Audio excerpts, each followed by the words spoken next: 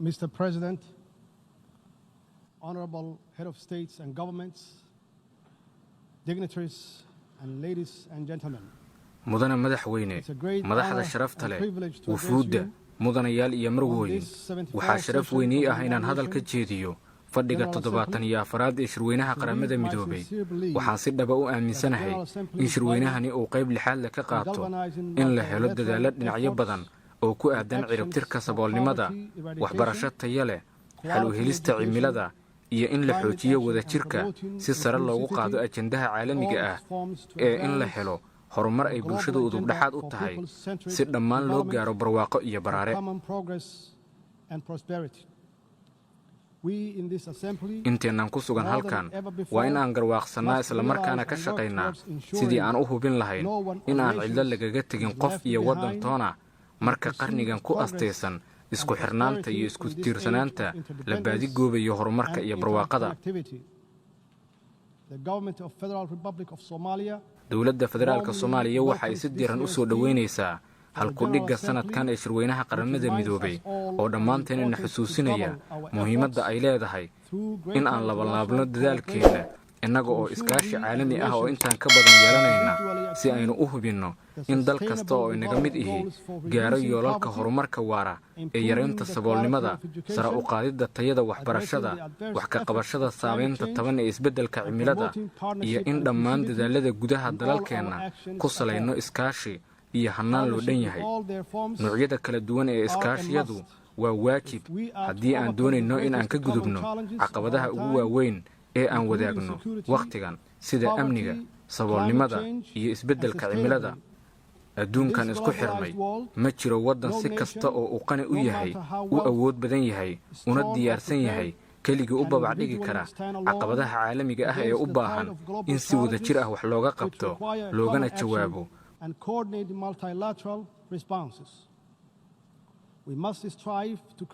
waa inaan ku dadaalnaa sidii aan u abuuri lahayn jawigii loo baahnaa si aan kelikeli iyo wadajirba u gaarno barwaaqo iyada oo la raacayo yoolalka xalalka waara. waxaan ku faraxsanahay inaan maanta halkan la joogo saaxiibadeenna qiimaha leh oo kuwo badan oo ka mid ahi waxaan uga mahad celinaynaa doorka togan ay ka qaadanayaan socdaalka guulaystay ee Soomaaliya sida buuxda ugaga soo kabanayso tagtadii adkayd. waxaan sidoo kale qaramada midoobay abaal uga haynaa doorka joogtada ah ee ay ka qaataan horumarka ay Soomaaliya ku tallaabsanayso. waanu sii wadaynaa inaynu qaramada midoobay kala shaqayno meel marinta iyo hirgelinta ajandaheenna horumarka qaranka ee loo dhan yahay. dhab ahaantii Soomaaliya waxay tusaale fiican u tahay muhiimadda iyo guusha hannaanka caalamiga ah ee adduunka maadaama oo ay wax badan ka dheeftay taageerada qaramada midoobay iyo tan waddamada xubnaha ka ah dhabbada dib u soo kabashada Soomaaliya ee hormuudka ka yihiin shacabkeenna adkaysiga badan iyo dowladdu waxa ay ahayd mid aad u dheer. haddana indhaha kama qarsan karno kamana aamusi karno sida aan uga xunnahay sinaan la'aanta kordhaysa saboolnimada iyo qoqobka ka dhashay cara-idegaynta globalization aan cadaaladda ahayn ee adduunka ku baahay wakhtigan. shaki la'aan waa in si wada jira oo loo dhan yahay looga howlgalaa haddii la doonayo in la dardargeliyo dadaalada caalamiga ah ee ku aadan nabadgelyada adduunka, ciribtirka saboolnimada, waxbarasho taya leh, wax ka qabashada cimilada iyo qodobada kale. mudane madaxweyne Soomaaliya waxa ay sidoo kale door muhiima ka ciyaaraysaa horumarka bulsho iyo dhaqaale ee geeska Afrika. waxaanu kalsooni ku qabnaa in iskaashiga ka dhexeeya dalalka geeska Afrika ay sare u qaadi doonto horumarka dhaqaale, xasiloonida siyaasadeed, isku xirnaanta bulsho iyo dhaqan iyo tan ugu muhiimsan oo ah iskaashiga dhanka ammaanka ee u dhexeeya dalalka geeska. gobolka geeska Afrika waxaa ka jira fursado badan oo koboc iyo horumar dhaqaale oo ay dadkiisa ka faa'iideysan karaan haddii aan sii xoojinno xiriirka siyaasadeed, bulsho iyo dhaqaale ee u dhexeeya dalalkeenna iyo saaxiibada caalamka. dalalka geeska Afrika keligood kuma aha dadaalka ay ugu jiraan inay dalalkooda iyo dadkooda u suurtageliyaan mustaqbal wanaagsan. maxaa yeelay waxaan leenahay saaxiibo badan oo dhammaanteen arrintaas nagu garab taagan in nabad iyo amni laga suurtageliyo caalamka oo dhan. waana u mahad celinaynaa. Dowladda Soomaaliya waxa ay ku howlan tahay sare u qaadidda isdhexgalka dhaqaale ee gobolka, waxayna ganacsatadeeda ku dhiirigelinaysaa inay maalgashadaan dalalka Geeska Afrika. sidaasi awgeed waxaan bogaadinayaa maalgashiga joogtada ah ee bulshada Soomaaliyeed ku samayso Jamhuuriyadda Kenya, taasi oo dhab ahaan qayb ka ah horumarka dhaqaale.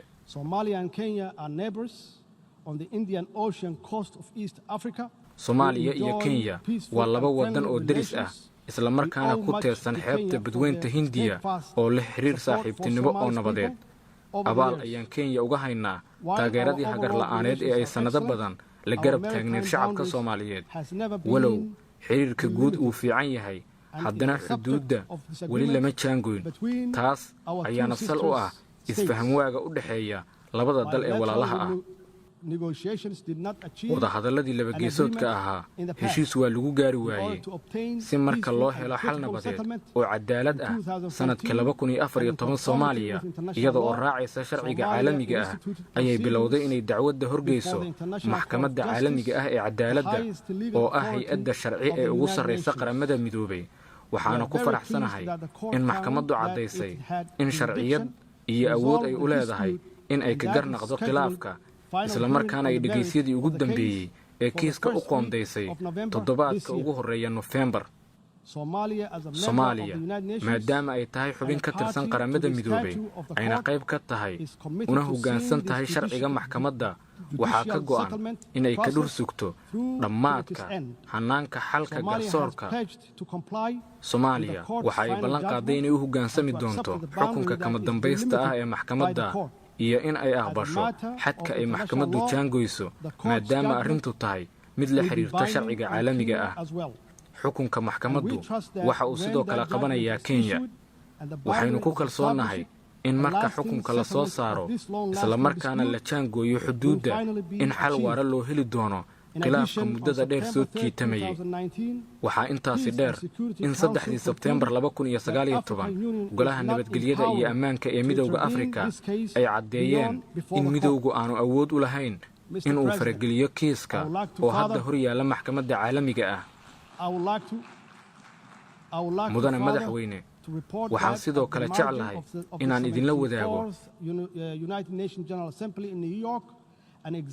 in habeenkii Talaadada 24 Sebteembar 2019 madaxweynaha Masar mudane Sisi, oo sidoo kale ah gudoomiyaha Midowga Afrika ee hadda, uu soo qaban qaabiyey isla markaana shir gudoomiyey kulan barbar socday shirweynaha guud ee qaramada midoobay ee ka dhacay New York oo u dhaxeeyay aniga iyo madaxweynaha Kenya ee Uhuru. kulanka oo ahaa mid miro dhal ah, waxaa la isku raacay in dib loo soo celiyo xiriirkii walaalnimo ee wanaagsanaa iyo in la xoojiyo iskaashiga diblomaasiyadeed iyo midka siyaasadeed. waxaa intaasi dheer inaan isku afgarannay in khilaafka badda ee u dhexeeya labada dal loo daayo maxkamadda caalamiga ah si ay u xalliso.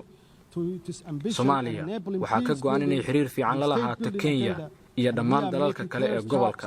dowladda Soomaaliyeed waxaa ka go'an ajandaheeda nabadeynta iyo dowlad dhiska. waxaanu ilaa hadda guula ka gaarnay xaqiijinta siyaasad loo dhan yahay, xoojinta dimuqraadiyadda iyo adkaynta hay-adaha qaran ee udub dhexaadka u ah in la helo bulsho xooggan.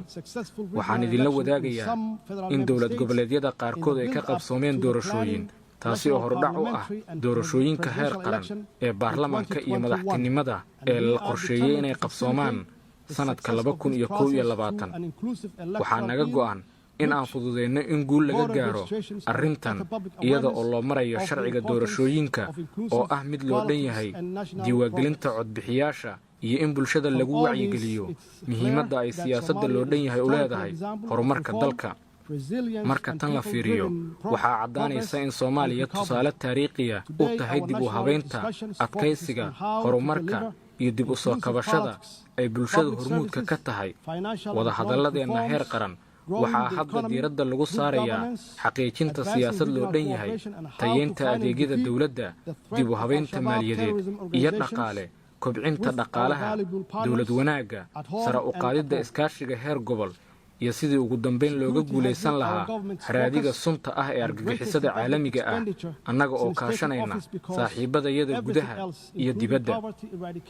dowladdu laga soo bilaabo markii ay xafiiska la wareegtay waxa ay xoogga saartay qarashkii ugu badnaana ku bixisay amniga, maxaa yeelay waxaa ku xihan dhammaanba arrimaha kale sida tirtiridda saboolnimada, waxbarasho taya leh, wax ka qabashada cimilada iyo wadajirka. annaga oo kaashanayna saaxiibadeenna caalamka ayaan waxaan si joogto ah uga shaqaynaa tirtiridda argagixisada xagjirka ah iyo howlgalladooda Soomaaliya. arrintani marnaba ma ahan mid fudud sababtoo ah al-shabaab waxa ay adeegsataa taatikooyin cunfi iyo fulinnimo ku astaysan sida qarxinta muwaadiniinta aan waxba galabsan iyo ganacsiyada gaarka loo leeyahay. si kastaba marka laga eego istiraatiijiyadeenna guud ee xagjirnimada lagaga badbaadinayo dadka qaybta ka ah howlgallada militari ee guulaystay, deegaanada laga qabsaday al-shabaab iyo xoojinta awoodda ciidanka qaranka Soomaaliya, waxaan ku kalsoonnahay in dadaalada wadajirka ah ee aan la leenahay AMISOM iyo saaxiibadeenna caalamka ay miro dhalayaan, taasi oo ay faa'iido ugu jirto Soomaaliya, shacabkeeda iyo sidoo kale xasiloonida gobolka iyo tan caalamka. waxaan dhismihiisa wadnaa ciidan xoog leh oo si fiican loo tababaray iyo sidoo kale hay-ado ammaan oo udubdhexaad ay u tahay ilaalinta xuquuqda bini'aadamka, kuwaasi oo mas'uuliyadda amniga Soomaaliya la wareegaya. dowladdeennu iyada oo kaashanaysa AMISOM iyo saaxiibadeenna kale ee caalamka waxa ay si xooggan uga shaqaynaysaa in yoolkaas la gaaro iyada oo la raacayo qorshaha amniga qaranka. halkan marka la joogo waxaan rabaa inaan u mahad celiyo geesiyaasha ciidanka xoogga Soomaaliyeed, rag iyo dumar, dhammaan dalalka ciidamada ugu deeqay AMISOM iyo dhammaan saaxiibadeenna caalamka ee siyaabaha kala duwan haddana muhiimka ah noogu taageera howlgallada amniga. waxaa xusid mudan in sinaba aanay u sahlanayn dib u habeynta ballaaran ee aan wadno, balse dadaal iyo ka go'naan kadib waxaa hadda diiwaan gelinay dhammaan ciidanka qalabka sida. waxaa sidoo kale dhowaan la soo gabangabeynayaa baaris lagu wada guud ahaan hay-adaha amniga dalka. diiwaangelinta ciidanku waxa ay dowladda u fududaysay in ay meesha ka saarto ciidankii been abuurka ahaa ee aan jirin iyo in ay qiimayso diyaargarowga dhanka howlgallada ee ciidanka. waxayna sidoo kale suurto gelisay in la helo dhaqaale lagu bixin doono meelo kale si loo adkeeyo amniga dadka Soomaaliyeed. waxaan ku qanacsanahay in dib u habeynta miradhalka ah ee dhanka ammaanka ee Soomaaliya ay furo u noqonayso in aan helno xanaankii amni ee lagu ilaalin lahaa badqabka iyo horumarka ummadda Soomaaliyeed. dhab ahaantii waxbarasho taya leh waxa ay xoraysaa, awood siisaa, rajo ku abuurtaa, sidoo kalena daaha ka faydaa riyooyinka, himilooyinka iyo hal abuurka aadanaha, taas oo ka dhalanaysa in aan dhammaan helno caalam intaan ka sii wanaagsan. dhammaan dadaalada waxbarasho iyo guud ahaan dadaalada horumarineed ee meel kasta oo adduunka ka mid ah waa in buddhig iyo barbilow looga dhigaa waxbarashada iyada oo taageero qaran iyo mid caalamka loo raadinayo. astaan muhiim ah oo muujinaysa dib u soo kabashada Soomaaliya ayaa ah baahsanaanta adeegyada waxbarashada dowladda iyo kuwa xarumaha gaarka loo leeyahay bixiyaan ee dhammaan heerarka kala duwan ee waxbarashada. waxaan si buuxda u fahansannahay baahida loo qabo in la dhiirigeliyo lana taageero hanaanka iskaashiga dowladda iyo xarumaha gaarka loo leeyahay ku salaysnaa ee bixinta adeegyada waxbarashada iyada oo ay dowladdu federaalku qaadanayso door kormeer iyo la socod.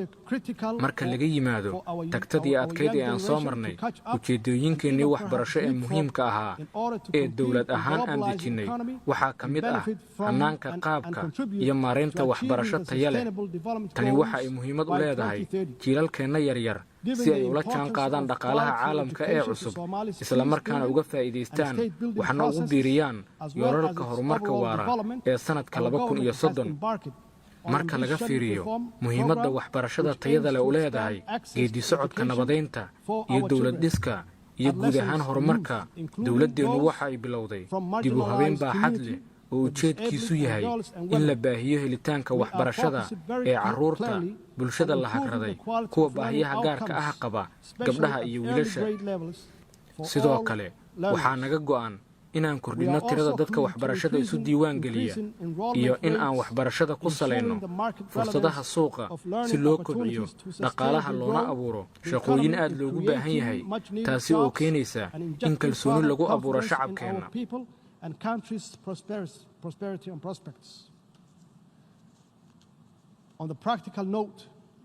waxaa xusid mudan in dowladda federaalka Soomaaliyeed ay ku howlan tahay diyaarinta manhaj qaran oo tayo leh isla markaana loo dhan yahay iyada oo taas ay barbar socoto dayactirka dugsiyadii hore ee dowladda in aan abuurno dugsiyo farsamo gacanta lagu barto iyo sidoo kale in aan maalgelin ku samayno macallimiinta iyo maamulayaasha dugsiyadeenna ee jiilka soo socda.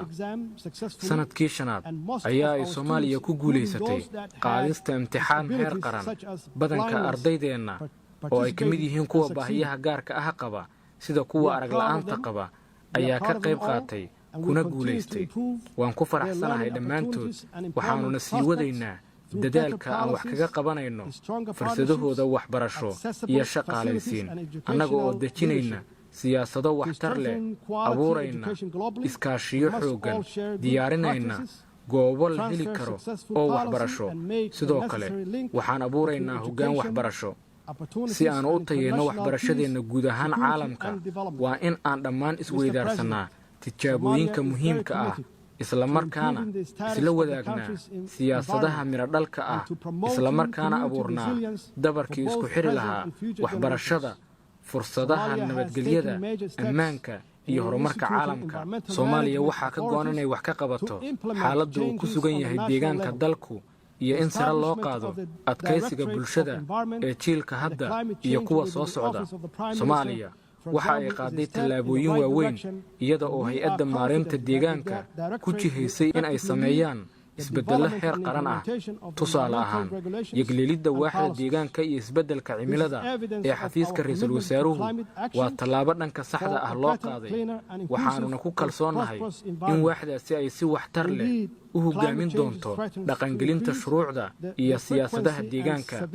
tani waxa ay caddayn u tahay sida ay nooga go'an tahay in aan wax ka qabanno cimilada si loo helo deegaan fiican nadiif ah isla markaana barwaaqaysan.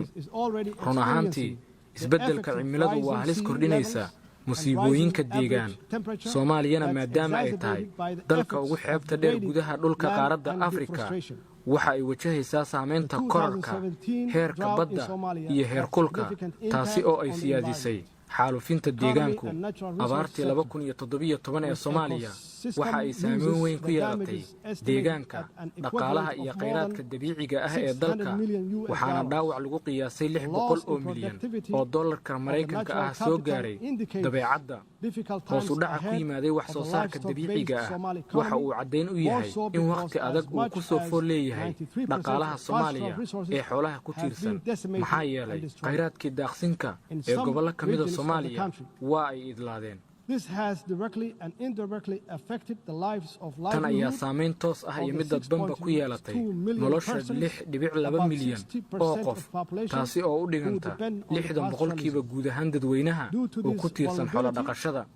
sababtan awgeed waxaa dhici karta in dib u soo kabashada dhaqaalaha Soomaaliya uu qaato waqti badan, maxaa yeelay waxaa saamayn ku leh masiibooyinka cimilada la xiriira ee soo noqnoqday.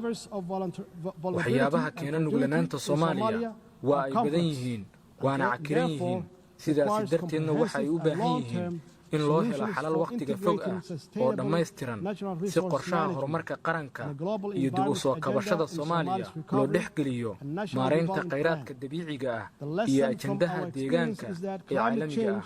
casharada aan ka baranay khibradeenna waxa ay tilmaamayaan in si degdega loogu baahan yahay wax ka qabasho deegaan si loo xalliyo dhaawaca ballaaran ee deegaanka soo gaaray oo halis ku ah mustaqbalka aan wadaagno. mudane madaxweyne, aan kuu xaqiijiyo inay si buuxda uga go'an tahay dowladdayda natiijooyinkii ka soo baxay heshiiskii Baariis iyo sidoo kale heshiisyadii deegaanka ee caalamiga ah, kuwaas oo ilaalinaya arladeenna iyo mustaqbalka inaga wada dhexeeya. halkan marka la joogo waxaan si adag ugu baaqaynaa dhaqangelinta iyo hirgelinta buuxda ee go'aanka golaha ammaanka qaramada midoobay ee 751 kaasi oo dhammaan dalalka xubnaha ka ah ku waajibinaya inay qaadaan dhammaanba tallaabooyinka lagama maarmaanka u ah ka hortagga dhoofinta iyo la soo degista dhuxusha ee tooska ah iyo tan dadban ee Soomaaliya. Tani keliya ma badbaadinayso deegaanka, balse waxa ay sidoo kale argagixisada caalamiga ah ka joojinaysaa il dhaqaale oo ay ku tiirsan yihiin si ay u dhibaateeyaan dadka aan waxba galabsan iyo kuwa nugul ee bulshada. Saboolnimadu waxa ay ka mid tahay cudurrada ugu daran ee dal la soo gudboonaan kara. Dowladda Soomaaliya waxa ay si adag bulshadeeda ugala shaqaynaysaa dhisitaanka mustaqbal ifaya oo ka maran faqri. Waxaan hadda qarka u saarannahay inaan dhammaystirno qorshaha horumarka qaranka ee 9aad, kaasi oo hagi doona siyaasadda iyo habka la dagaalanka saboolnimada ee Soomaaliya.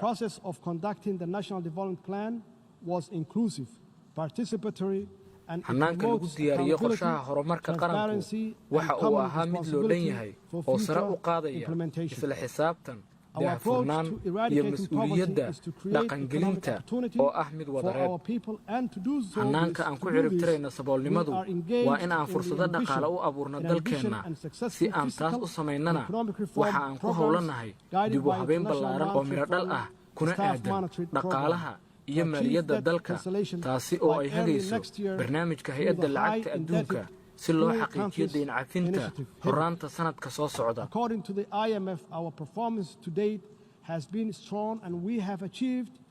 Sida ay hay-adda lacagta adduunku qabto, guusha aan ilaa hadda gaarnay waa mid weyn. Waqti yar gudaheedna waxaa noogu qabsoomay wax badan.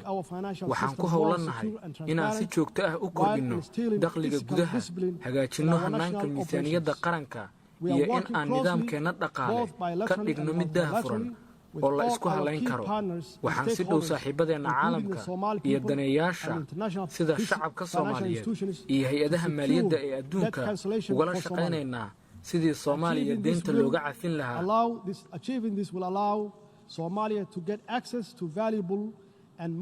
Gaarista himiladani waxa ay Soomaaliya u oggolaanaysaa inay hesho khayraad muhiim ah aadna loogu baahan yahay oo kabaya dakhliga gudaha si aan dhaqaale ugu helno halbowlaha ciribtirka saboolnimada, bixinta adeegyada dowladda sida waxbarasho tayo leh iyo amni, iyo in aan tallaabooyin waxtar leh qaadno si aan uga gaashaanno masiibada cimilada ee mustaqbalka. dib u habeenta dhaqaale iyo maaliyadeed waxaa garab socda dadaal dowladdu waddo oo ay kula dagaalamayso musuqmaasuqa si shilin kasta loogu bixiyo adeegyada dowladda. haddii aan doonayno inaan cirib tirno saboolnimada, inagama go'do in aan hal shilin ku luminno musuqmaasuq. sidaas si la mid ah waa in aan mar kasta hubinno qiimaha lacagta marka aan bixinayno qarashaadka dowladda si taasi inoogu suurtogeliso inaan ka hortagno musuqa. tani waa sababta aan toddobaadkii la soo dhaafay u saxiixay sharciga la dagaalanka musuqmaasuqa. dowladdaydana waxaa ka go'an inay dhaqan geliso si dadka Soomaaliyeed loogu daneeyo. mudane madaxweyne, madaxda sharafta leh, wufuudda, mudanayaal iyo marwooyin, aan hadalkayga ku soo koobo aniga oo ku celinaya taageerada Soomaaliya ee ku aadan dadaalada caalamiga ah ee ciribtirka saboolnimada, waxbarasho tayo leh iyo wax ka qabashada cimilada. adduunkan la isku xirmay ee la wadaago halista iyo fursadda waa in aan dhammaanteen ka wada shaqaynaa sidii aan ku gaari lahayn horumar iyo barwaaqo wada jir ah. socdaalkeenna caalamiga ah ee ku aadan horumarka waara waxaa laga yaabaa in uu dheeraado, balse tallaabo kasta oo aan si wada jira u qaadno waxaa ka dhalanaysa in la helo bulshooyin xooggan iyo adduun cadaalad ka jirto iskuna xiran, taasi oo ay xoojin doonto iskaashiga inoo dhexeeya. mahadsanid mudane madaxweyne, dhammaantiin waa mahadsantihiin.